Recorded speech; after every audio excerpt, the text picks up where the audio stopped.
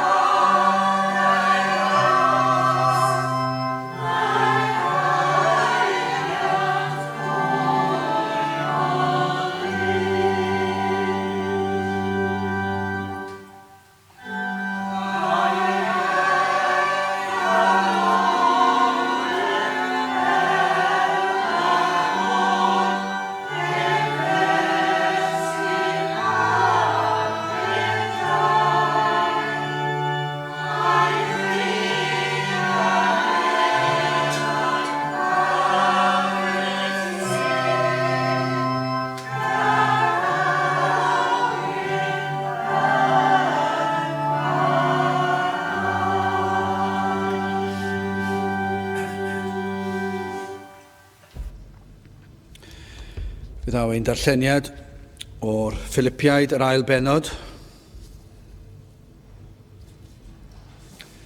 Filipiaid penod 2 ac yn dechrau yn yr adnod gyntaf.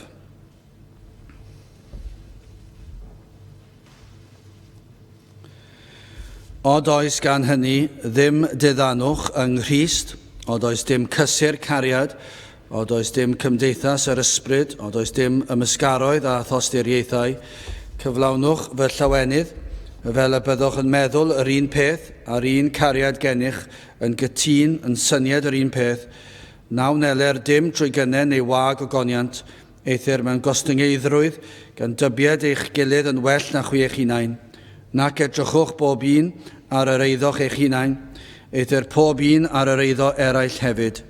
Cynnes bydded ynoch y meddwl yma, yr hwn oedd hefyd yng Nghrist Iesu. Yr hwn ac efe yn ffurf Duw, ni thybiodd yn drais fod yn ogyfywch a Duw, eithir efe a'i di brisiodd ei hun gan gymryd arno agwedd gwas ac a wnaed mewn cyffelybiaeth dynion, a'i gael mewn dill fel dyn, efe a'i darostyngodd ei hun gan fod yn ifydd hyd angau ie angau'r groes. Oherwydd paham, Duw a'i trad ar chafodd yntau, ac aroddus iddo enw yr hwn sydd goruwch pob enw, fel yn enw Iesu y plygau pob glin, o'r nefolion a'r deiarolion a than deiarolion bethau, ac y cyffesau pob tafod fod Iesu Grist yn arglwydd, ergo goniant Duw dad. Bydde bendith Duw ar ei air sanctaidd ef. Gadewch ni nawr droi at ein harglwydd mewn gweddi. Diolch yn i ti unwaith eto o Dduw am gyfle arall i ddod y ger dyfron ac i ni yn ddiolchgar am y rhyddid hwn sydd ar gael, am yr modd y mae pechaduriaid fel ni yn gallu dod ata ti, yr holl alluog, yr un sanctaidd, yr un pur, ac eto yn gallu dod i'th bresenoldeb, yn gallu dod at dy orseddfainc, gan ei fod yn orseddfainc o ras, ac felly o Dduw bod yna groeso i'r rhai fel ni.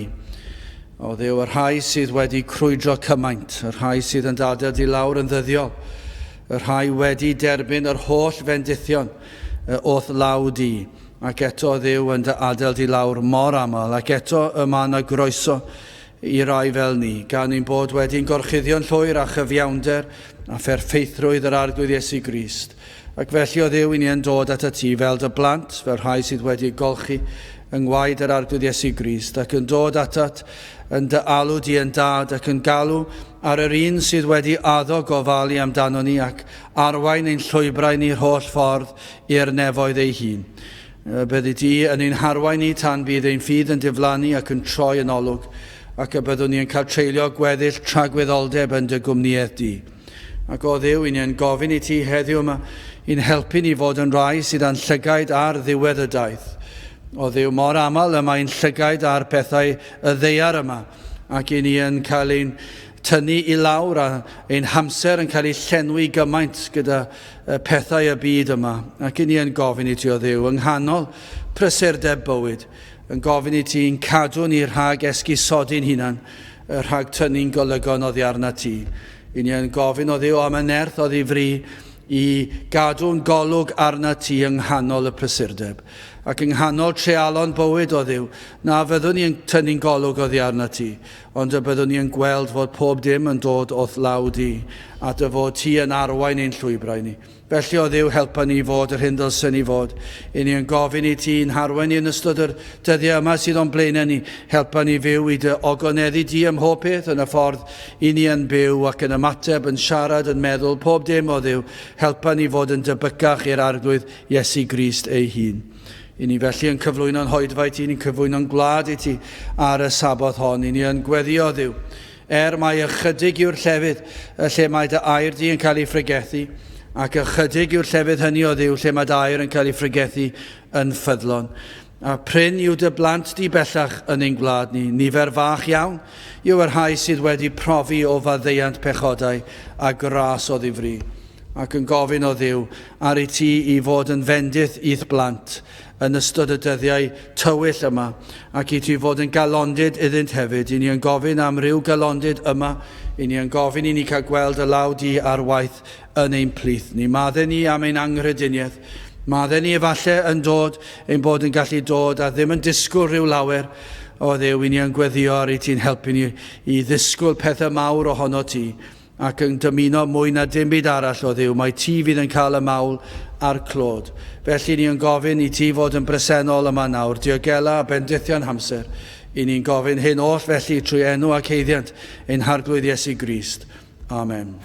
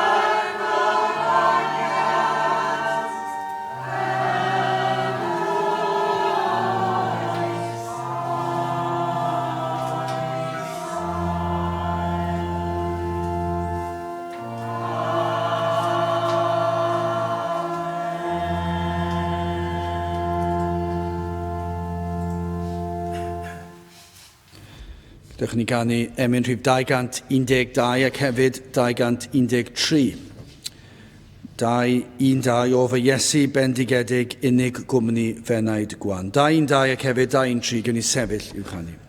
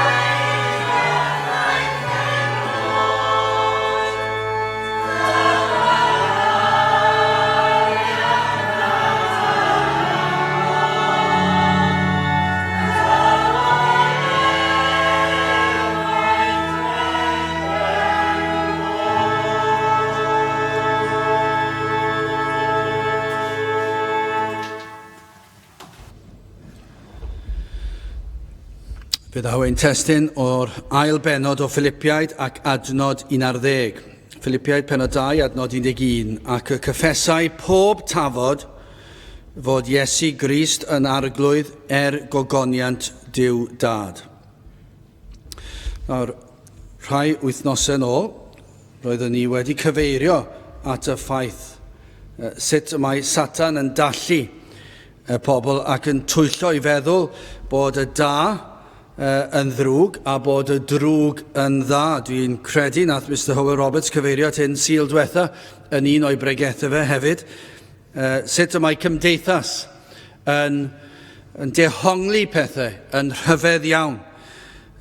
Honant mae da yw y pethau y byddwn ni'n edrych arno yn yr ysgrythyr fel sydd yn ddrwg ac ni'n gallu gweld hynny yn aml iawn. Rhai sydd falle o'n cynhedlaeth ni nawr sydd yn cofio magu'r plant ac yn mynd trwy'r ysgol ac yn ceisio rhwystro'r plant rhag cael profiadau bydol pechadurus y byd yma ac yn atal efallai ac yn dweud, wel, dydyn ni ddim yn hapus i chi fynd i'r fan ar fan a'r hyn sydd yn mynd ymlaen yno'r partio yn wahanol iawn i'r partio neu falle pan yn 5 mlwydd oed ac yn 6 mlwydd oed erbyn hyn, a mae'r rheini wedi mynd yn rai pethau rhyfedd iawn hefyd. Ond yn y partio byddai'n digwydd, mi fydden ni wedi dweud, wel, wrthyn nhw fynd yn hun, yn gwybod sut fath lefydd bydden nhw a'r holl bethau fydden mynd ymlaen yn y llefydd hynny. Ac mi fydden ni yn dweud, na, dydyn ni ddim yn hapus i chi fynd i'r man a'r man, achos nid da yw y pethau hynny. Ond chi'n gwrando ar y byd, a pobl galluog, pobl proffesiynol, os ych chi eisiau dweud hynny, pobl sydd yn ennill lot fawr o arian, ac yn rhoi popeth i'w plant, ac y ffordd yma nhw'n edrych arno ni fel pethau'r rhyfedd a chreulon yn rhwystro'n plant rhag mynd i'r pethau yma ac yn dweud mai da yw i blant i fynd i'r partion yma lle mae yna feddwi ac anfoesoldeb. Ar hyn o'n i'n clywed yn aml oedd hyn. Wel, maen nhw'n cael parti a maen nhw'n cael yn y tŷ dros y penwythnos, felly i ni mynd i fynd i ffwrdd am y penwythnos. A rhyw fath o winc fach. Ac yn gwybod beth oedd yn mynd i fynd ymlaen. Ewn ni ffwrdd am y penwythnos a fe ddown ni nôl i'r tŷ. A gobeithio fydd popeth yn ei le. Dyna sut mae'r pobl yn siarad. Yn gwybod y bydd yna anfoesoldeb rhemp yn mynd ymlaen yn y tŷ. Ac yn gwybod y bydd yna feddwi rhemp yn mynd ymlaen yn y tŷ. A'r iaith a'r pob peth arall sy'n mynd gydag e. Ac eto i gyd, mi fydden nhw'n dweud da yw hynny. Mae'n rhoi profiadau bywyd iddyn nhw ac i chi yn ddrwg. Dyna'r darlun i ni wedi cael ein disgrifio fel rhai creulon iawn yn amddifadu'n plant ni o'r pethau sydd yn mynd ymlaen yn y byd. Ac y mae'r byd yn galw y da yn ddrwg a'r drwg yn dda. Mae e'n rhyfedd ond diwedd. Dyn nhw ddim yn cymryd sylw o'r ffaith, maen nhw'n anwybyddu'r ffaith fod y math yma o fywyd yn gallu yn gyntaf effeithio iechyd. I ni gyd yn gwybod hynny. Mae'r afiechydon sydd yn gallu dod o'r math yna o fywyd. Mae'r damweiniau. Ewch i lawr i'r ysbyty, i'r adran ddamweiniau ar nos Wener a nos Sadwrn ac mae yn rhemp yno. Ac beth yw'r effaith, beth yw'r rheswm am hyn? A'r rheswm yw beth mae'r byd yn ei alw'n dda, a'r partio sydd yn mynd ymlaen ar y penwythnos, ac maen nhw'n dweud i fod yn dda, ac mae'r niwed corfforol sydd yn digwydd, ond heb sôn am y niwed sydd yn digwydd i'w bywydau nhw, o ran eu cartrefi nhw, a'i teuluoedd nhw, y creulondeb yn gyntaf sydd yn digwydd i'w plant, ac i'w gwragedd a'i gwir. Ac yna'r tor priodasu sydd yn digwydd o ganlyniad i'r gweithredoedd yma ar y penwythnos. Ac eto mae'r byd yn galw hwnna'n dda. Ac maen nhw'n edrych ymlaen at nos Wener. Ac maen nhw'n dweud mai da yw cael ymlacio o bethau prysur y byd.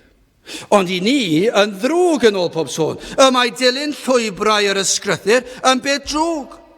Dydyn nhw ddim yn gweld bod mwyafrif o broblemau dyrys cymdeithas yn dod o ganlyniad i'r bywydau llac anfoesol yma. Dydyn nhw ddim yn ystyried yr peth. Maen nhw'n chwilio am yr holl atebion yma i broblemau cymdeithas, ond dydyn nhw ddim yn gallu gweld bod yr mwyafrif o'r broblemau yma, os ond pob un, yn dod o ganlyniad i'w dewisiadau anghywir nhw. Ac eto maen nhw'n honni bod y math yma o fyw yn dda. A bod dilyn Crist falle ddim o reidrwydd maen nhw'n dweud bod dilyn Crist yn ddrwg, ond be maen nhw'n dweud yw fod dilyn canllawiau cul Crist yn ddrwg, ac yn gaeth, ac yn anheg, ac yn ryfedd. I ni gweld y math yma beth hefyd yn y modd y mae cymdeithas yn dyrchafu dynion i statws o arwyr, pan na ddylsent cael y fath sylw. Ac tra'n dyrchafu dyn i statws o arwr, maen nhw'n anwybyddu yr rhai sydd wir wedi effeithio cymdeithas lles. Does neb yn gwybod am y bobl hynny sydd wir yn gwneud lles a daioni cymdeithas, ond maen nhw'n dyrchafu'r rhai sydd heb. Mae'r newyddion, mae'r penawdau ar draws y byd am farwolaethau. Mae e'n anhygoel, mae e bob wythnos, a dwi wedi dweud hyn sawl gwaith. Ond mae yna rhywbeth am y bythefnos diwetha yma.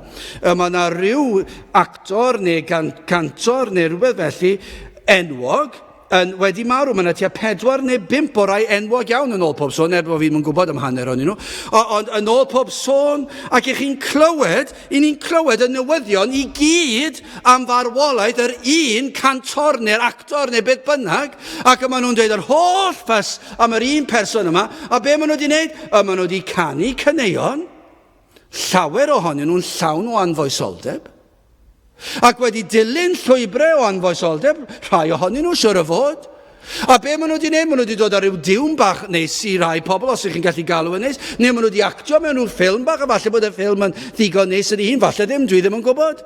Ond maen nhw i fyny fyna, maen nhw wedi cael ei dyrchafu i fyny i'r uchelfannau, ac mae pawb yn dweud sut mae'r rhain wedi effeithio i bywydau nhw. Mae'r rhai hyd yn oed wedi dweud hyn, yr oedd hwn wedi newid, wedi achub fy mywyd i. Rhyw ganwr pop.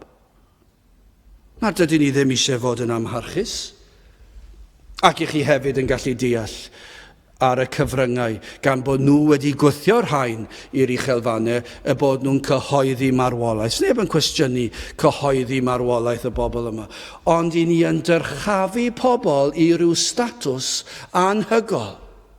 Chwaraewyr pêl-droed. Peta un o'r rheini'n marw'r wythnos hyn.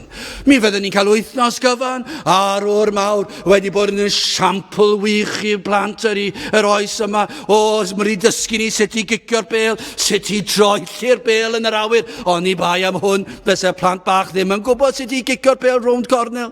Ac fydda bywyd yn wael, peta ni ddim yn gwybod sut i wneud hynny. A dyna sut yma nhw'n dyrchafu'r pobl yma. Gyda gyd, sawl person sydd wedi marw'r wythnos diwetha, sydd wedi cael dylanwad anferthol ar y ddaear yma. Ac eto, does dim sôn amdanyn nhw. Ond yma'r darn i ni'n sôn amdano. I ni'n darllen am yr unig un, y dylsem ni ei ddyrchafu. Yn y byd yma ac yn ein bywydau personol, dim ond un. Mae un sydd yn heiddi ei ddyrchafu, ei addoli, yr un o dylsem blygu glin ger ei fron. Does dim un actor, does dim un canwr pop, does dim un pêl-droediwr, does dim un chwaraewr rygbi, does dim un o'r rhain yn heiddi dod yn agos at yr un ni'n darllen fan hyn. Adnod 9 yn dweud fan hyn, oherwydd paham, Duw a'i tra dyrchafodd yntau, ac aroddes iddo enw, yr hwn sydd goruwch pob enw, fel yn enw Iesu y plygau pob glin o'r nefolion a'r deiarolion a than deiarolion bethau, ac y cyffesau pob tafod fod Iesu Grist yn arglwydd gogoniant Duw Dad. Wel, nag i ni'n gallu gweld fod y byd yn galw pethau sy'n dda yn ddrwg a'r drwg yn dda. Maen nhw'n dyrchafu yr rhai na ddylsir ei dyrchafu, ac yn anwybyddu'r unig un, y dylsyd dyrchafu goriwch pob enw. Wel, yn gyntaf, hoffwn ni edrych ar ddarostyngiad Crist, ac yna'n ail ar ddyrchafiad Crist, ac yna gogoneddu Crist. Wel, yn gyntaf, beth am y darostyngiad yma? Cyn y dyrchafiad, cyn i ni ddyrchafu Crist, mae angen i ni ddarllen am darostyngiad Crist, a dyna beth sy'n digwydd yn y benod yma. Mae'r darostyngiad yma yn ran allweddol o'r dyrchafiad. Rhaid oedd i Grist cael ei ddarostwng cyn iddo cael ei ddyrchafu.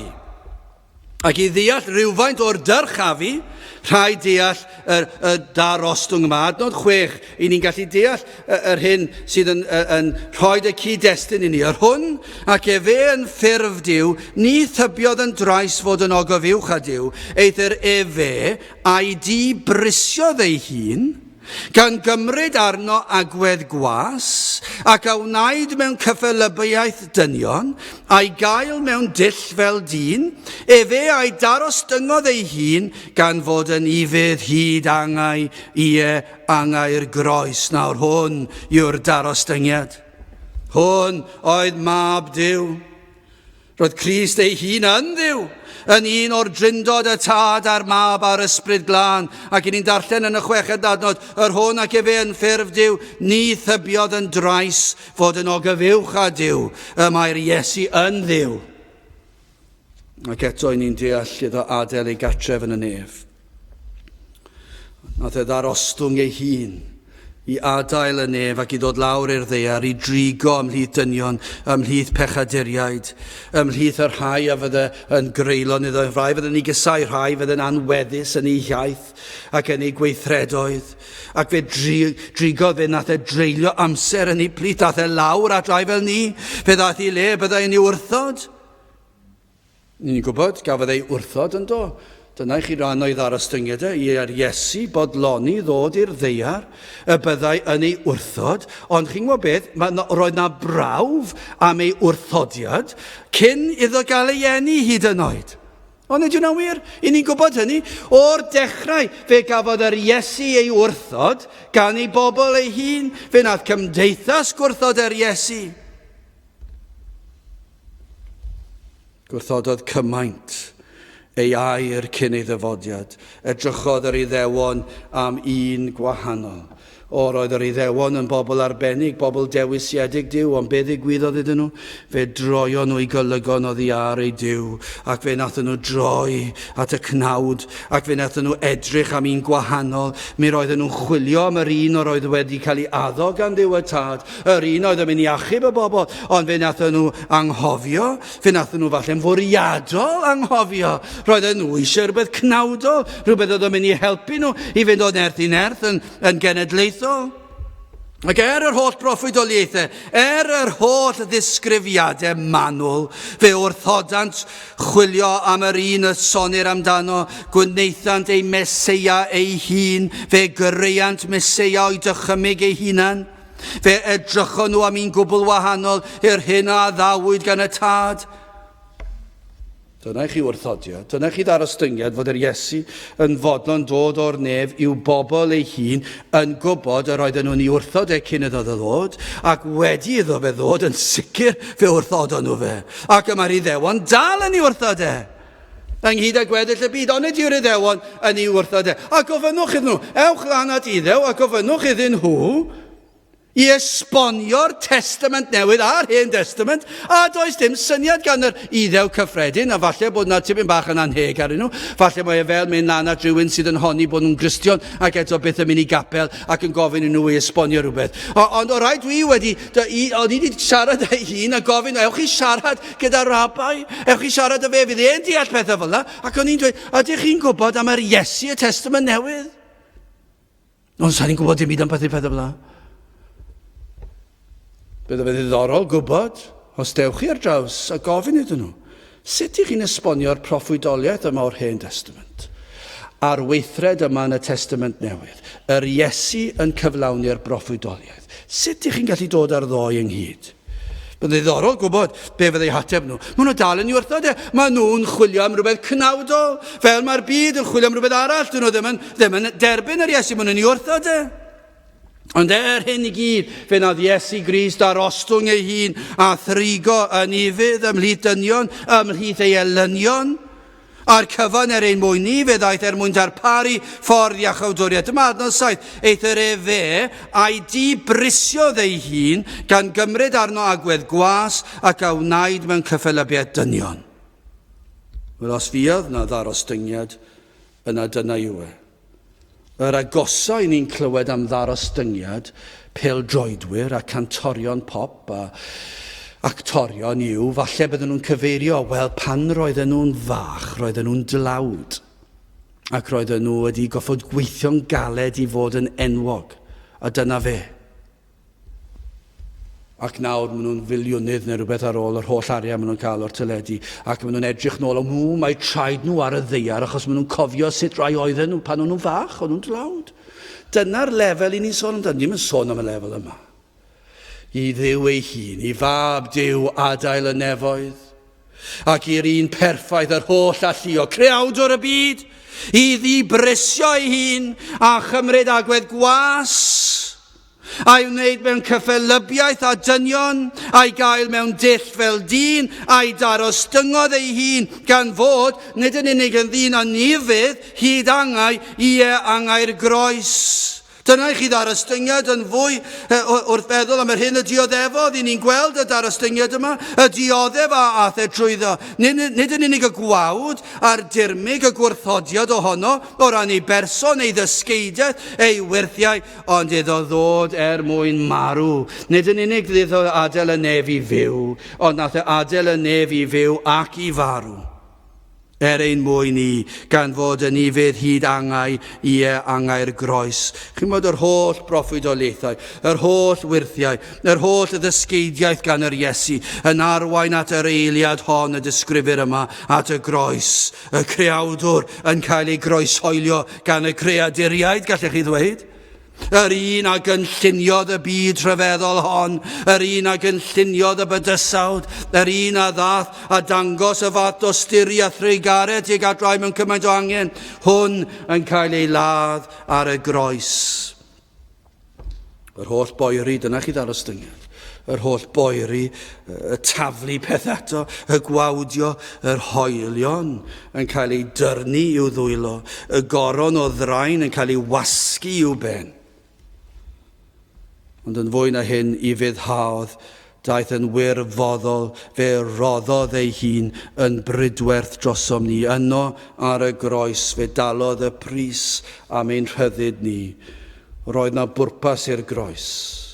Yr oedd yn rhan o gynllun Duw, dyma pam y daeth, fe nath Duw ei anfon i'r byd I fyw ac I drigo ar y ddaear yma ymhlith pechaduriaid, ymhlith yr rhai a wrthodod a roedd yn ei wrthod ac a fydd yn ei wrthod ac yna yn ei groeshoelio fe, ond yn y croeshoelio allwch chi ddweud a oedd wrth law ei elynion ond hefyd yr oedd yn rhan o gynllun Duw, y tad a sododd y mab ar y groes ac yno ar y groes tywallodd y tad ei holl ddigofaint ar ei fab. Yno y talodd Iesu Grist y pris am ein iachawdwriaeth ni. Fe ddioddefodd y gosb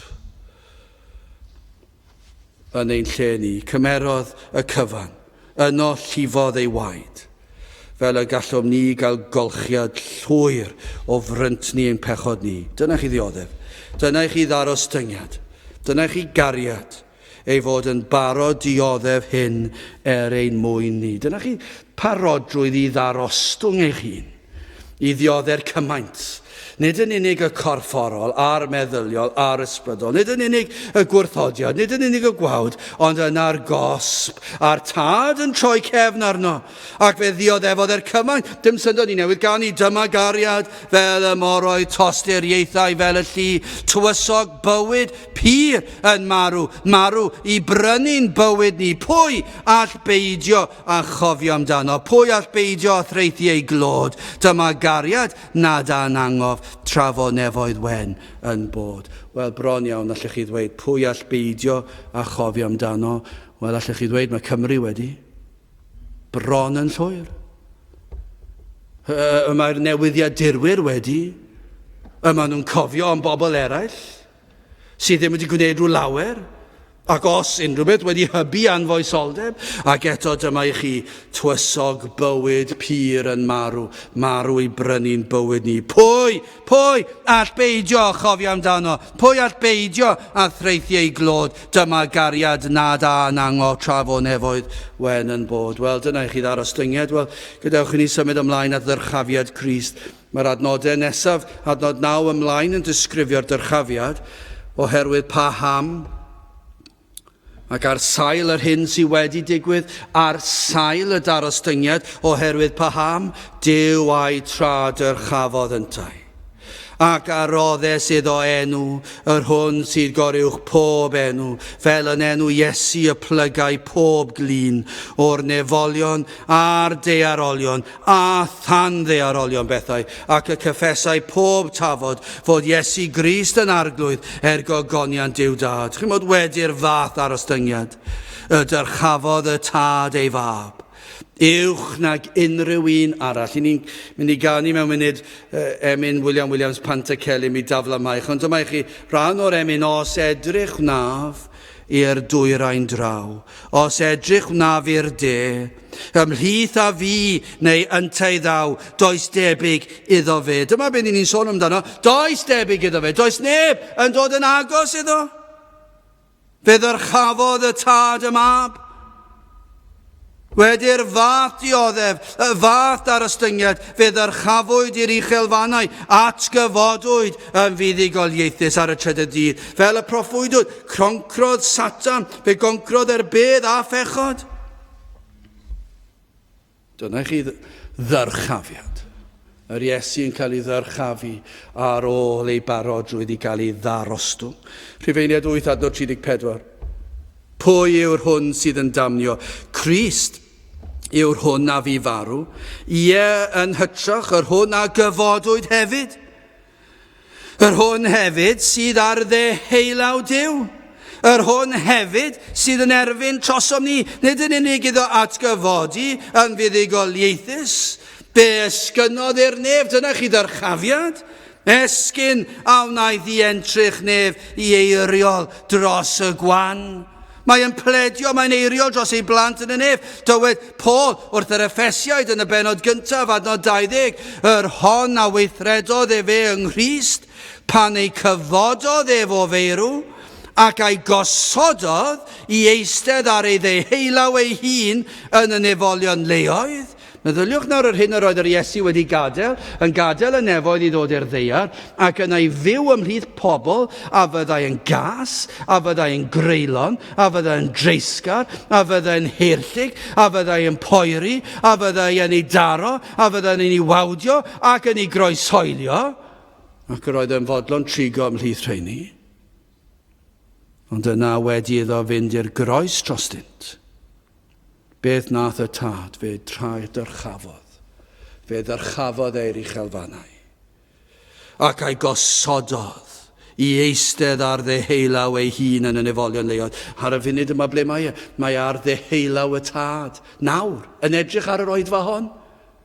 Weddol sicr i chi, mae'n ni'n gwybod, mae'r mab yn edrych ar ein hoedfa nawr. Mae'n gwybod ein bod ni'n dyrchafu'r mab nawr. Mae yma ac ni'n gweddio bod yr ysbryd ar waith yn dyrchafu Crist ymhellach, dyna'n dymuniad ni. Goruwch pob tywysogaeth, mae Paul yn dweud, mae goruwch pob tywysogaeth ac awdurdod a gallu ac arglwyddiaeth a phob enw a enwyr, nid yn unig yn y byd hwn, ond hefyd yn yr hwn a ddaw, a mae hwnna'n groes i'r hyn mae'r BBEC yn ei ddweud, ac S4C a pob un arall. Mae BBEC, S4C a'r holl rhaglenni teledu yn dyrchafu dyn sydd yn gallu gwneud y pethau mwyaf brwnt a diwerth i gymdeithas. Ond chi'n gwybod beth, mae'r tad wedi tradyrchafu'r mab. Ac mae'r mab goruwch pob awdurdod. Yr rhai sydd yn meddwl bod nhw'n rheoli'r byd yma. Mae'r Iesu goruwch pob tywysogaeth, arglwyddiaeth ac awdurdod. Ac adnod 22, ac a ddaros tyngodd bob peth dan ei draed ef, ac a'i rhoddes ef yn ben uwchlaw pob peth i'r eglwys.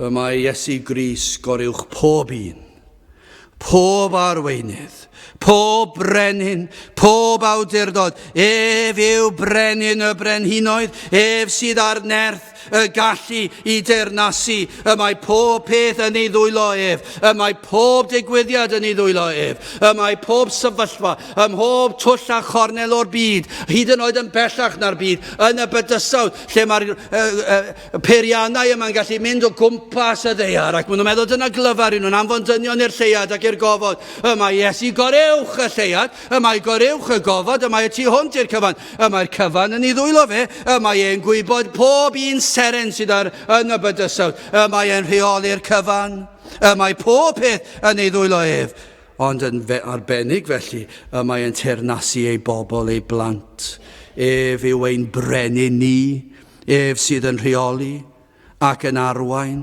ac yn amddiffyn ei blant, fe ddaw a phob un o'i blant, adref yn ddiogel rhyw ddydd. Ef yw ein proffwyd, Crist yw ein proffwyd, ef sydd yn dysgu ac yn arwain ei bobl trwy'r anial dir, ond hefyd ef yw ein offeiriad, y mae wedi rhoi ei fywyd ei hun yn aber trosom ac yn eiriol trosom. O, mae e'n llawn heiddi'r mawl a'r clod. Yno mae e nawr yn eistedd ar ddeheulaw y tad, wedi cael ei trad yr chafi. Y mae e yn y man y dylsef y fod, y mae e wedi cael ei ddyrchafu ac ar ddeheulaw y tad, ac yn hanhygol y mae e'n eiriol trostom ni nawr. Y mae'n gweld ni fan hyn, y nifer pitw bach, mor ddiolchgar i ni am bob un ohono ni. Ni dal yn fach yn dydyn ni. Ac oni bai am y criw bach yma, bydden ni siwr fo'n pregethu dim ond un neu ddoi. A falle daw e hynny rhyw ddydd, siwr o fod, yna beth ddaw. Oni bai y bydd Duw yn trigarhau ac yn dod yn ôl i'n plith ni. Ond chi'n gwybod beth, hyd yn oed mae nifer fach i ni. Ac yn lleihau siwr o fod bob blwyddyn. Beth fydd e? Mae'r Iesu yn eiriol trosom ni fan hyn. Nag yw hwnna'n rhoi rhyw cylondid i ni. Nag yw rhoi rhyw nerth i ni. Y fod yr Iesu yn eiriol ac yn pledio droson ni nawr. Ac yn cyflwyno'n hachos ni ger bron y tad. Ac yn gwybod ein gwendidau ni. Ac yn gwybod ein methiannau ni. Ac yn gwybod ein ffeileddau ni. Ac eto mae e nawr yn eiriol trosom ni nawr. Yn y nefoedd, i'r tad, ac yn pledio drosom ni, mae rhai methiedig i ni, mae e'n gweddio bydd ein negeseuo ni, ein canu ni, ein darlleniadau ni, yn cael ei cyflwyno ger bron y tad. Mae e wedi cael ei tradyrchafu. Dwi ddim yn edrych felly yn ein cymdeithas ni nag yw, ond mae e wedi. Ac i orffen, beth am yr gogoneddu Crist yma? Oherwydd paham Duw a'i tradyrchafodd yntau ac aroddus iddo enw. Yr hwn sydd goruwch pob enw, fel yn enw Iesu y plygau pob glin. Ydych chi'n gallu credu hynny? Fel yn enw'r Iesu y plygau pob glin o'r nefolion a'r daearolion a than-daearolion. Ydych chi'n credu hynny? Y bydd pob glin sydd yn y nefoedd, sydd ar y ddaear a than y ddaear, ac y cyffesau pob tafod fod Iesu Grist yn arglwydd gogoniant Duw Dad. Nawr dyma i chi enw. Pwy fydd yr enw nesaf fydd yn cael ei gyhoeddi ar y we ac ar y newyddion fydd wedi gadael y byd yma wythnos nesaf? Falle fydd yn rhywun yn ei 40, falle fydd yn rhywun yn ei 50, falle fydd yn rhywun yn ei 70, rhywun oedd yn enwog iawn yn y byd chwaraeon, yn y byd sylwebu. Ni'n clywed hynny'n ddiweddar yn y dyddiau diwethaf yma, ac ni'n clywed am yr holl bobl enwog yma. A fydd yna rhywun arall wythnos nesaf. Fydd yna ar y blaen tudalennau'r papurau, ar y we, ar y newyddion. Fydd yna rhywun fydd wedi gwneud rhywbeth, ac fydden nhw'na ar y we. A fydd rhyw enwog. Ond dyma i chi'r enw sydd goruwch pob enw. Nid o ran y llythrennau, o ran sillafiad y gair Iesu Grist. Oherwydd, fe elwyr, pobl eraill o'r un enw ar Iesu yn yr ardaloedd hynny o'r byd, dydy ddim yn sôn am yr enw o ran enw, o ran yr gair. Dydy ddim yn sôn am hynny, ac mae'n amlwg o'r cyd-destun ond yn diwedd. Ond pan mae'n sôn am yr enw yma sy'n cael ei tradyrchafu, dwi'n yn golygu os oes rhywun arall yn cael yr un enw, bod nhw'n cael ei tradyrchafu. Na ni'n sôn am yr enw o ran y disgrifiad am bwy mae'n sôn. Am yr un a mae'n disgrifio am y person, mab Duw, creawdwr y byd, gwaredwr y byd. Yr enw o ran disgrifiad, yr hyn yw e.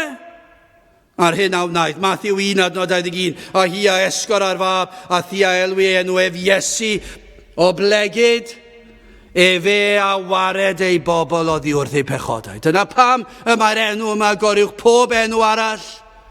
Dyma'r enw ddylse fod ar y flaen y tudalennau papurau newyddion ac ar y we ac ar y rhaglenni newyddion ac ar y radio.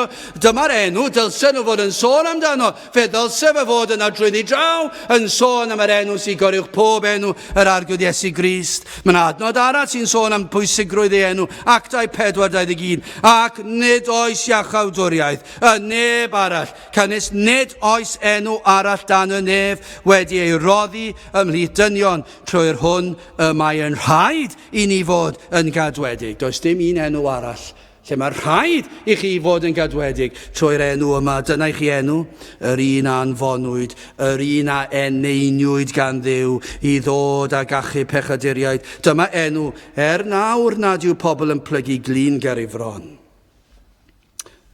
Fe ddaw dydd pan y byddant yn plygu glin.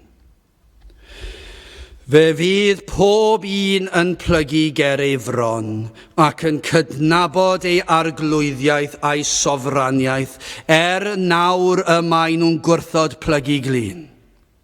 Chi sydd yma heddi, fe fyddwch chi yn plygu glin ger ei fron. Fe fyddwch chi, eich bod chi'n gwrthod plygu. Chi'n gallu dychmygu, mae fel pan oedd plant yn fach ac o'ch chi'n trial cael nhw eistedd ac o'n nhw'n cloi eu coesau. Ac o'ch chi'n trial cael nhw eistedd, nhw'n coesau wedi cloi, a nhw'n methu plygu'r coes, ac o'ch chi'n trial gwasgu'r coes ffordd hyn, a chi'n gobeithio neb yn edrych arnoch chi, chi'n trial torri coesau nhw. O'ch chi'n trial cael nhw eistedd, o'ch chi'n eistedd o, na, dwi ddim yn eistedd, dwi'n gwrthod plygu. Ac o'n nhw'n neud hynny, mae fel y cwn falle gatra, ambell pan chi'n trial cael nhw eistedd, chi'n stedda, maen nhw'n gwrthod eistedd falle ambell waith, a chi'n gwthio penolau nhw lawr, a maen nhw'n gwrthod mynd, a chi'n methu gwthio rhy galed. Chi'n meddwl beth, dyna sut mae'r rhai fan hyn. Maen nhw'n gwrthod plygu glin. Yr holl pledio a nhw i blygu glin. Na, mae fy ffrindiau fi lot fwy pwysig. Na, mae fy mhleser i lot fwy pwysig. Mae fy ngyrfa fi lot fwy pwysig.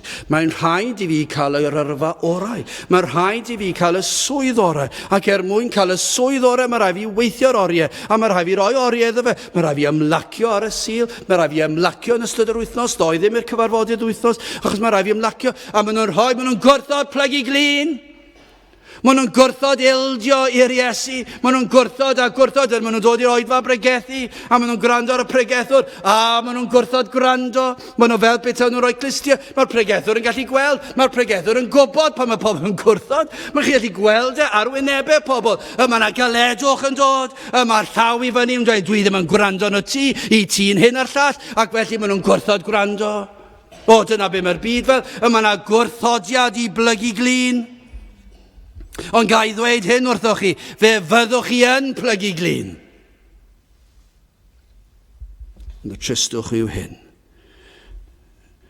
Na fydd hyn yn weithred o addoliad ysbrydol ac ildio i'r Iesu fel gwaredwr ac arglwydd ar eich bywyd.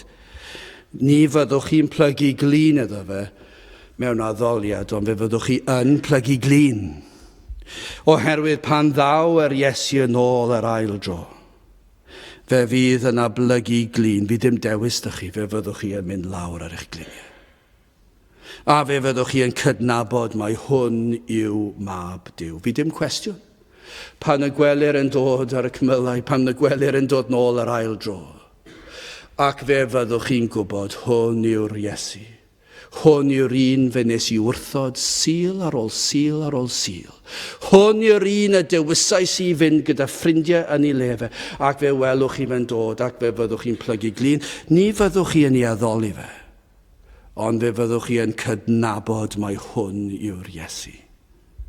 Hwn yw creawdwr y byd. Mi fyddwch chi'n cydnabod o'r hwn yw'r un y dylsech chi fod wedi addoli. Hyn mae'r adnodau yn dweud, fi fydd y colledig yn plygu ger ei fron. Dychmygwch y rhai hynny sydd yn nawr yn ffyrnig yn erbyn yr Iesu. Y rhai sydd yn gwrthwynebu ac yn gwawdio ac yn chwerthin am yr Iesu. Y rhai sydd yn cyhoeddi papurau ac yn darlithio yn erbyn gair Duw. Y rhai sydd yn sôn am esblygiad. Y rhai sydd yn sôn am y ffrwydrad. Ar y dydd ofnadw hwnnw, fe fydd y rhai fydd yn dweud, y daethon ni o'r fwn ciod, y rhai fydd yn dweud, mae nid Duw y creodd y byd, ond mae rhyw ffrwydrad fydd. Y dydd hynny pan y gwelon nhw'r Iesu yn dod yn ôl, fe fydden nhw'n gweld, hwn yw'r Iesu, hwn yw creawdwr y byd. Ac o rhoedd yw'r Iesu yw dweud y gair, bydded goleini a goleini a fydd, bydded moroedd a moroedd a fydd, ac wrth creu dyn, iddo fe dweud y gair ac fe greodd e ddyn, ac fe fyddwch chi'n gweld hynny, ond fydd e rhy hwyr. Ac fe fydd yr rhain oedd yn gwneud ei darlithoedd ac yn gwneud hwyl am ben y greadigaeth, ac am y creawdwr, fe fydda nhw yn plygu glin. Fe fydda nhw yn plygu glin. Y rhai sydd yn gwythio'r celwydd am hanes y byd, y rhai sydd wedi dewis y byd o flaen dilyn yr arglwydd, y rhai o gartrefi Cristnogol, a drodd cefn ar yr efengil, fe fydda nhw hefyd yn plygu glin. Fe fydd pob un yn plygu glin ger ei fronef ar y dydd ofnadw hwnnw, ond fe fydd yn rhy hwyr. Nid plygu mewn edifeirwch fydd hyn. Plygu yn cydnabod y gwirionedd. Fydd erbyn hynny yn amlwg iddynt, ond yn rhy hwyr. Eseia 45 o fan hyn mae'n dod i mi fy hun y tyngaeth, aeth y gair o'm gennau mewn cyfiawnder ac ni ddychwel. Mae i mi y plyga pob glin, y twng pob tafod. Dyna chi anhygoel. Y rhai a wrthododd ganu. Y rhai a wrthododd darllen ei air. Fe fydd pob un yn plygu glin. Gai ofyn i chi ble chi arni? A ydych chi yn un o'r rhain sydd yn dyrchafu pobl eraill? Pobl sydd ddim wedi gwneud rhyw lawer, hyd yn oed yn hybu pethau na ddylsen nhw? Neu ydych chi wedi dod at Grist? Ydych chi wedi gweld ei rinweddau? Ydych chi wedi gweld ei fawredd? Iddo ddarostwng ei hun. Ac yna iddo cael ei ddyrchafu i'r uchelfannau. Mae ef yw mab Duw. Ydych chi wedi gweld mai gwir oedd yr hyn a ddywedodd Grist? Ydych chi wedi dod at Grist yn edifeiriol am eich pechod a chyffesu ger ei fron eich tor cyfraith chi? Ydych chi wedi plygu glin ger ei fron? Ydych chi wedi gwneud hynny? Ydych chi'n gallu tystio i'r ffaith i chi blygu glin ger bron Crist a chyffesu eich pechod ac mae ef yw yr arglwydd? A yw e? Yn arglwydd arnoch chi, yn bersonol? Ydych chi'n gallu dweud gyda'r sarlmydd, yr arglwydd yw fy migael?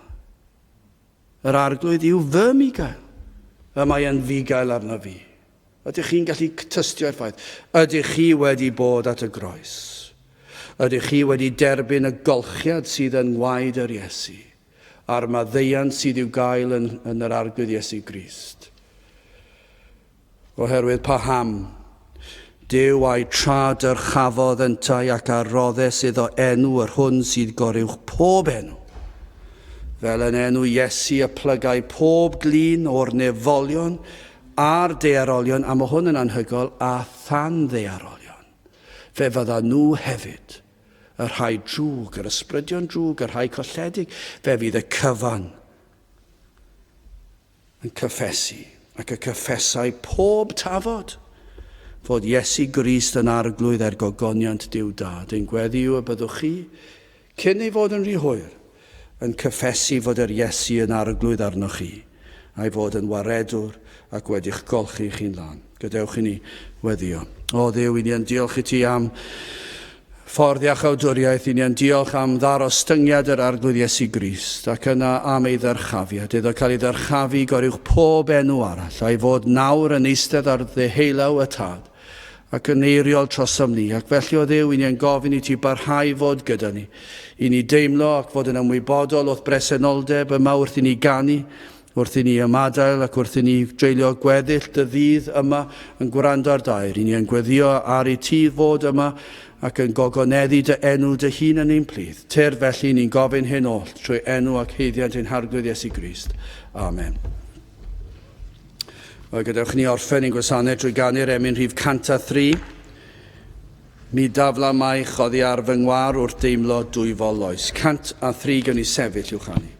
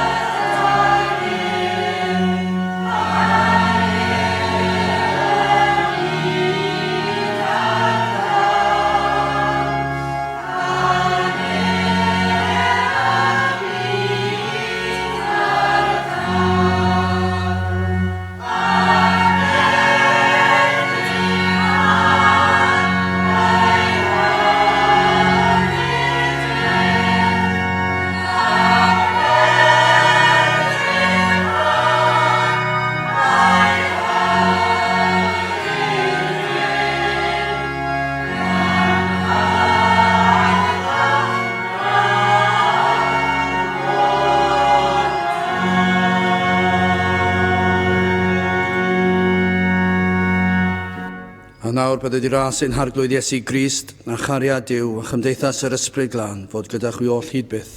Amen.